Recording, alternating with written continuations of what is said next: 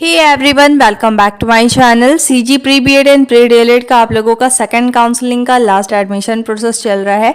6th merit list में जिन भी student का नाम आया है, आज आप लोगों का लास्ट डेट है। आप लोगों को जल्द से जल्द अलॉटमेंट लेटर को डाउनलोड कर लेना है और सारे डॉक्यूमेंट्स के साथ जाकर महाविद्यालय में एडमिशन करा लेना है। आप लोगों का अलॉटमेंट लेटर में भी कुछ जो डॉक्यूमेंट्स हैं वो रिटर्न होते हैं, बट एक्सेप्ट दैट डॉक्यूमेंट्स आपके और भी एक्स्ट्रा डॉक्यूमेंट्स लगते हैं।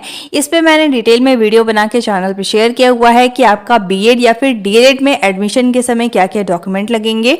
डिस्क्रिप्शन में मैं उसका लिंक प्रोवाइड कर दूंगी, आपको उसे देखकर सारे डॉक्यूमेंट्स को रेडी करके जाकर महाविद्यालय में एडमिशन करा लेना है।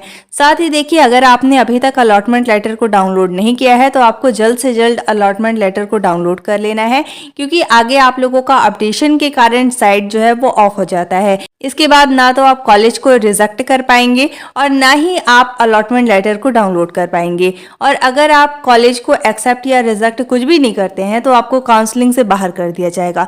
तो अगर आपने अभी तक कॉलेज को रिजेक्ट या एक्सेप्ट कुछ भी नहीं किया है तो आप लोगों को जल्द से जल्द ऑफिशियल वेबसाइट में विजिट करके कॉलेज को एक्सेप्ट या रिजेक्ट करना है।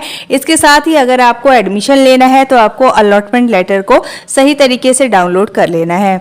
अब आज के वीडियो में हम देखने वाले हैं कि आप लोगों का थर्ड काउंसलिंग होगा या नहीं। साथ ही जिन भी स्टूडेंट को एक बार भी कॉलेज अलॉट नहीं हुआ है, आपको क्या मिस्टेक नहीं करना है ताकि आप लोगों का आगे के मेरिट लिस्ट में नाम आ सके। तो देखिए, यहाँ पे आप लोगों को बताया गया है बीएड डीएलएड में एडमिशन के लिए अंतिम तिथि आज, मीन्स आप लोगों का जो 6th मेरिट लिस्ट आया है उसमें एडमिशन का आज आप लोगों का लास्ट डेट है। साथ ही जो आप लोगों के इंस्ट्रक्शंस फॉलो हो रहे थे काउंसलिंग में वो अब चेंज हो जाएंगे, क्योंकि आप लोगों का जो लास्ट मेरिट लिस्ट आता है या फिर थर्ड काउंसलिंग होता है उसमें रूल जो होते हैं वो थोड़े चेंज हो जाते हैं। SCERT की तरफ से आपका नोटिफिकेशन जारी होगा कि आपका थर्ड काउंसलिंग किस तरीके से होगा, या फिर अगर ओपन काउंसलिंग होगा, या आप लोगों का ऐसा भी हो सकता है कि आप लोगों का वेटिंग लिस्ट है। वेटिंग लिस्ट क्या है ये भी हम आगे देखने वाले हैं। इसके साथ ही देखिए, यहाँ पे आप लोगों को बताया गया है बीएड व डीएलएड में एडमिशन के लिए गुरुवार को आखिरी दिन है, मीन्स आज आप लोगों का लास्ट डेट है एडमिशन के लिए। दोनों कोर्स में अभी सीटें खाली है, मीन्स आप लोगों का बीएड हो या फिर डीएलएड हो, दोनों में आप लोगों का सीट अभी वैकेंट है। जितने भी सीट वैकेंट रहेंगे उस बेसिस पे आप या तो आपका थर्ड काउंसलिंग होगा या तो वेटिंग लिस्ट जारी होगा। इसके साथ ही देखिए, यहाँ पे बताया गया है कि इसलिए तीसरे चरण की काउंसलिंग भी होने की संभावना है। इसे लेकर जल्द ही SCERT की तरफ से आप लोगों का नोटिफिकेशन भी जारी होगा और उसमें ही आप लोगों का क्लियर होगा कि थर्ड मेरिट लिस्ट आएगा या फिर आप लोगों का डायरेक्ट मेरिट लिस्ट निकाला जाएगा। अगर डायरेक्ट मेरिट लिस्ट निकाला जाएगा तो उसमें आप लोगों को कॉलेज को ऐड करने, काउंसलिंग कराने का या रजिस्ट्रेशन कराने का मौका नहीं दिया जाएगा। लेकिन अगर आप लोगों को थर्ड काउंसलिंग अलग से कराने का टाइमिंग दिया जाएगा तो ऐसे में आप न्यू रजिस्ट्रेशन कर सकते हैं, कॉलेज सेलेक्ट कर सकते हैं, फ्रेंड्स को चेंज कर सकते हैं एंड साथ ही अपने मन पसंदीदा कॉलेज को आप ऐड ऑन भी कर सकते हैं।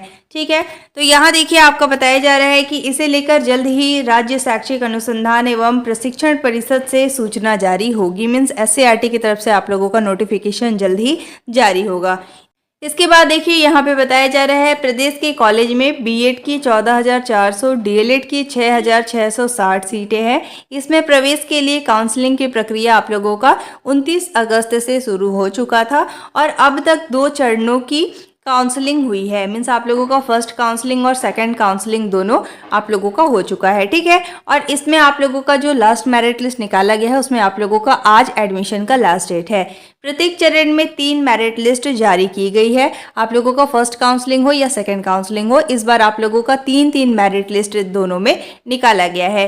इसी तरह से 2 राउंड में 6 लिस्ट हुई जारी, मीन्स आप लोगों का फर्स्ट काउंसलिंग हो और सेकंड काउंसलिंग। जैसे फर्स्ट काउंसलिंग में आप लोगों का 3 मेरिट लिस्ट निकाला गया, सिमिलरली सेकंड काउंसलिंग में भी आप लोगों का 3 मेरिट लिस्ट निकाला गया। टोटल आप लोगों का 6 मेरिट लिस्ट निकाला गया है। ठीक है, इस तरह से 2 राउंड में आप लोगों का 6 मेरिट लिस्ट निकाली गई हैं। 6वीं लिस्ट के अनुसार 6 नवंबर तक प्रवेश होंगे, मीन्स आज तक आप लोग एडमिशन ले सकते हैं। इसके बाद पता चलेगा कि कितनी सीटें खाली है, मीन्स आप लोगों का एडमिशन हो जाने के बाद अगर जैसे देखिए, मान लीजिए किसी कॉलेज में 50 सीट है तो 50 में से अगर आप लोगों का 6th मेरिट लिस्ट के लिए ओनली 7 सीट वैकेंट था तो 7 में से कितनी स्टूडेंट एडमिशन लेते हैं ये आप लोगों का 7 तारीख को पता चलेगा।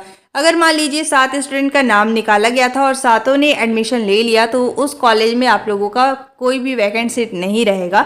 लेकिन अगर अलग अलग कॉलेज में आप लोगों का वैकेंट सीट रहते हैं तो आप लोगों का थर्ड काउंसलिंग होगा, ठीक है।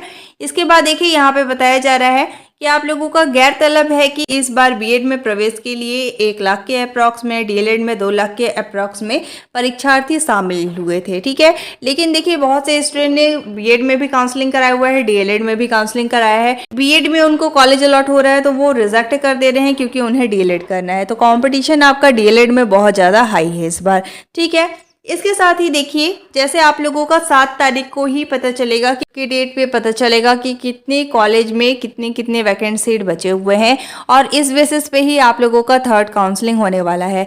इसके साथ ही आप लोगों का वेटिंग लिस्ट भी जारी हो सकता है। वेटिंग लिस्ट क्या होता है, जैसे मान लीजिए अलग अलग कॉलेज में आप लोगों के लगभग सीट वैकेंट रह गए हैं, ठीक है। मान लीजिए किसी कॉलेज में 8 और किसी कॉलेज में 7 सीट बचा हुआ है, ठीक है। तो इसमें आप लोगों का 5 गुना यानी 40 स्टूडेंट का नाम जो है वो निकाल दिया जाएगा। सिमिलरली इसमें भी आप लोगों का 5 गुने स्टूडेंट का नाम निकाल दिया जाएगा।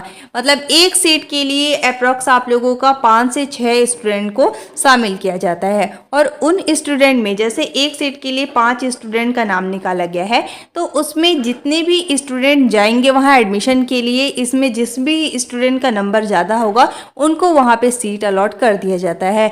बट आपको ये भी वहाँ पे देखना होता है कि आपकी कैटेगरी के लिए कितने सीट बचे हुए हैं। यह आपका किस कंडीशन में होता है, जैसे मान लीजिए बहुत ही कम सीट बचे रहते हैं अलग अलग कॉलेज में तो आपका थर्ड काउंसलिंग के लिए अलग से टाइमिंग न देकर वेटिंग लिस्ट निकाला जाता है। इसमें क्या करना होता है, आप लोगों को टाइमिंग दिया जाता है, आपको अपने मन पसंदीदा किसी एक कॉलेज को सिलेक्ट करना होता है। जैसे मान लीजिए आपने किसी भी कॉलेज को सिलेक्ट कर लिया, इसके बाद आप लोगों को टाइमिंग दिया जाता है तो उस दिन आपको कॉलेज में विजिट करना होता है। विजिट करने के बाद जो आपने कॉलेज सिलेक्ट किया है उस बेसिस पे उतने स्टूडेंट का लिस्ट में नाम निकाला जाता है। अब देखिए बहुत सारे स्टूडेंट उस दिन एडमिशन के लिए नहीं जाते हैं तो कम नंबर वाले स्टूडेंट को भी कॉलेज अलॉट हो जाता है। आपको वहाँ पे फीस के साथ सारे डॉक्यूमेंट्स लेकर जाने होते हैं और इसके बाद आप लोगों का वहाँ पे एडमिशन होता है, ठीक है। तो वहाँ पे आपको चेक करना होता है कि लिस्ट में आपका नाम है या फिर नहीं, ठीक है। अगर मान लीजिए आप जनरल कैटेगरी के हैं तो जनरल कैटेगरी का आप लोगों का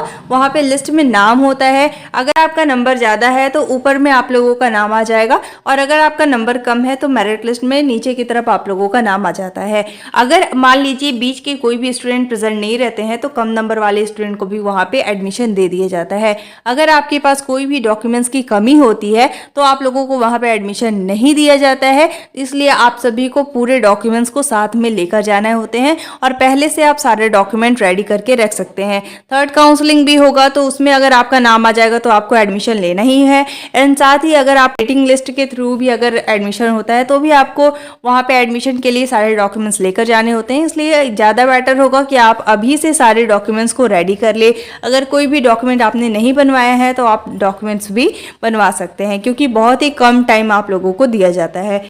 बाकी देखिए कल ही आपका पता चलेगा कि कितने सीट बचे हैं और उसके अकॉर्डिंग आप लोगों का आगे का क्या प्रोसेस होने वाला है।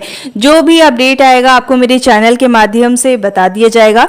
तो आप मेरे चैनल को सब्सक्राइब भी कर सकते हैं ताकि कोई भी इन्फॉर्मेशन आपसे मिस ना हो। एंड साथ ही आपको मेरा टेलीग्राम ग्रुप ज्वाइन कर लेना है। जो भी लेटेस्ट अपडेट आता है मैं टेलीग्राम ग्रुप में शेयर कर देती हूँ आपको छोटे छोटे अपडेट्स के लिए, क्योंकि देखिए अभी जो आप लोगों का प्रोसेस होने वाला है वो इंस्टेंट होगा, ज़्यादा टाइमिंग नहीं दिया जाता है। इसलिए आप सभी को मेरे चैनल से ज्वाइन रहना है ताकि कोई भी इन्फॉर्मेशन आपसे मिस ना हो।